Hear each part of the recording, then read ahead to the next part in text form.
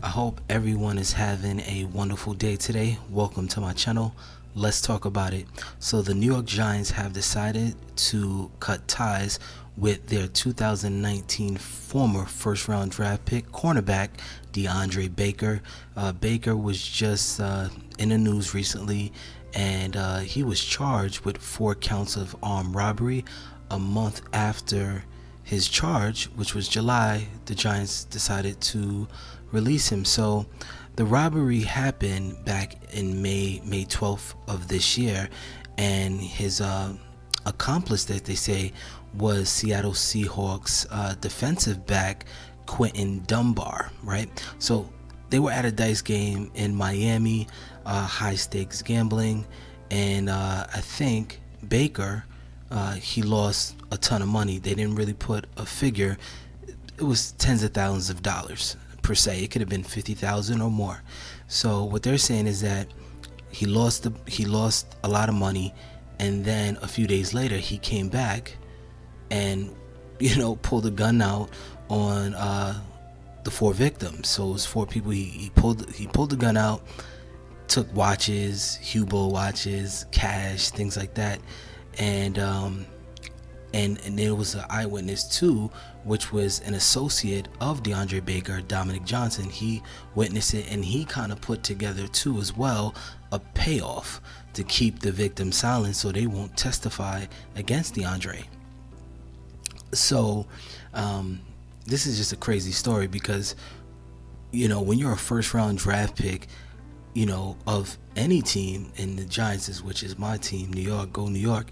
My thing is that there's a responsibility that you have to take, and a maturity, and not getting into trouble, and just trying to just play football, play sports. You waited your whole life to get to this moment, and then you hear you screw it up because you lost a little money, or you felt disrespected, or whatever it may have you. And if this is true, Baker, he's facing up minimum of 10 years in prison, right? And max, he can get up to life in prison, and he's 23 years old. So this is a young man, but he ain't playing a young man's game. This game of robbery is not a young man's game. This is no joke. They throw, no pun intended, football numbers at this man.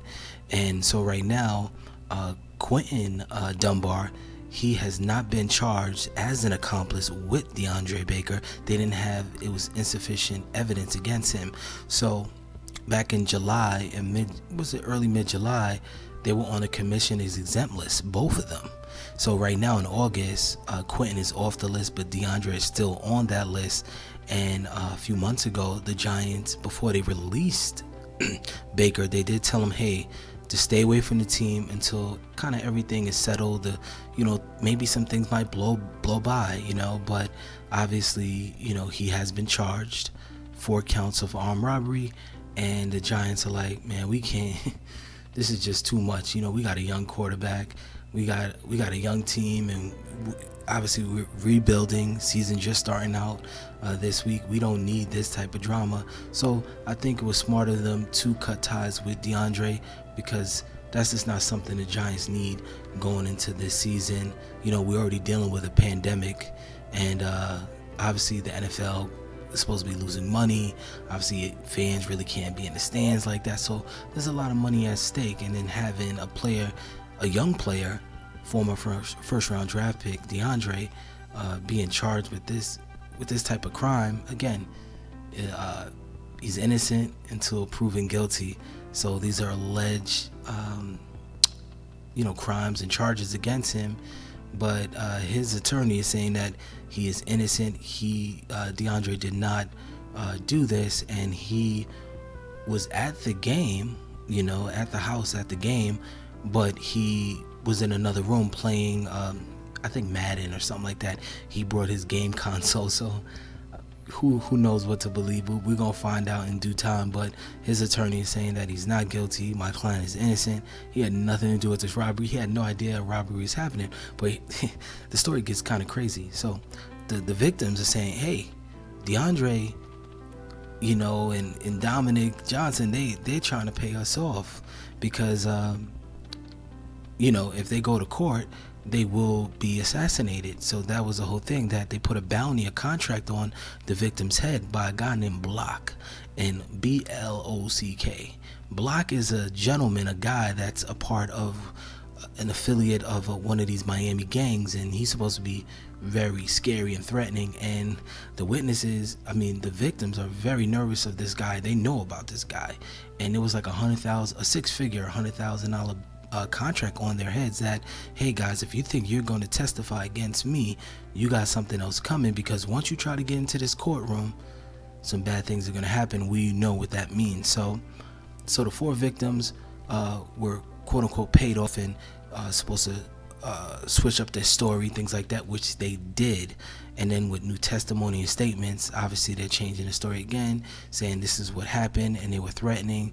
And some other things came out as well too, that DeAndre and I think was it Dominic Johnson or Quentin Dunbar, they was just on Instagram, messaging each other about how much money do you want me to bring. It was like $60,000 in a bag or something like that. So I guess that was the money that they were supposed to bring to Dunbar's lawyer, and I guess meet up with the victims to pay them off, and they were paid off. So this is an interesting case, I must say, because you don't see this too often, where you lose tens of thousands of dollars. Days later, you come back in, pull a gun out. The victims feel like this was like a movie. This was like a real gangster in a movie pulling out guns. They thought they were going to get blown away. And the next thing you know, they're getting paid off to keep their silence. So it's almost like a mob story, a mob movie type of thing when I first heard about it. But my thing is just sad that you're a young dude, about to run into a nice bag of money, no pun intended, meaning playing in the NFL, and you just blow it away. You blow it all away, your dreams and all the hard work you put in to become a professional football player, and then you want to kind of go down the wrong route. And I get it, you lost your money. Sometimes you got to take that L, take that loss, put that pride and ego aside and say, you know what, take the L, learn from your mistakes, that you're not going to be doing this type of gambling where tens of thousands of dollars is at stake, and you're not even a multi-millionaire. You're not even there yet. You're a rookie. You were a rookie. This would have been your second season, and his season that he had, the 2019 season, he started 15 games, had 51 tackles. So he's a decent young player, but again, he didn't throw it all away. So even if he's found not guilty, ain't no team gonna touch him. This ain't no Michael Vick story. Michael Vick was a star. This guy is unproven. You're a former first-round draft pick. You're unproven. You played 1 year. Would somebody would they take a chance on him? Maybe, maybe not. I don't know. But we're gonna see what happens in his. I know he'll be arraigned. I think was it September something like that. So it's just a sad story. I hate to hear stories like this. Young men that get into sports, become professional athletes, and possibly can make millions of dollars. And who knows, he probably, I don't know what a first round draft pick getting from the NFL. He was a 30th pick, so he probably ran into maybe a few $1 million from the Giants, most likely, right? So he's going to be using that on lawyer fees and things like that. So he's really kind of messed that up. But I wish this young man well, and if he did this type of crime, then and he's found guilty, he's going to be doing some years, at least 15, 20 years. So this is no joke in America, man, to be doing this. So but again, guys, you read about it, it's just like a movie. Playing dice, lose tens of thousands, go back a few days later, go after the victims and like run your money. Someone had like $600 in cash, so they just taking the money, taking the watches, and thought like, hey, even Steven, we're all squared away. But it don't work like that, It does not work like that. So I hope this young man the best, and let's see what the Giants could do this season. And let me know what you guys are thinking in the comment section. Tell me, this is like a sad story to me, for me to hear, especially for my team being the Giants. And this guy is a young 23-year-old, and just kind of throwing his life away just for, I know this might sound a lot to you guys, tens of thousands of dollars, but to a pro athlete, that's minimal. So like the video, share it, subscribe to the channel, and I will talk to you guys soon on the next video. Peace and love.